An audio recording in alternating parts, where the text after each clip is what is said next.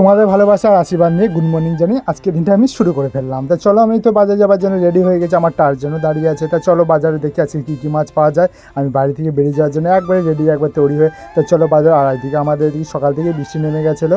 তা তোমাদের ওদিকে কার কার ওদিকে বৃষ্টিতে নেমে গেছে প্লিজ কমেন্ট করে জানিয়ে। আর রাস্তাঘাটগুলো দেখেছো অবস্থা খুবই একটা খারাপ, পাড়া গ্রামের রাস্তাঘাট খুবই খারাপ হয়। আর এদিকে বাস যাচ্ছিলো, বাসটাকে একটু টাটা করে দিল। এই বলতে বলতে আমি বাজারে পৌঁছে গেছি। আজকে চলো কী কী মাছ কিনতে পারি তোমাদের দেখাই। চলো বাজারের ভিতরে। খায় না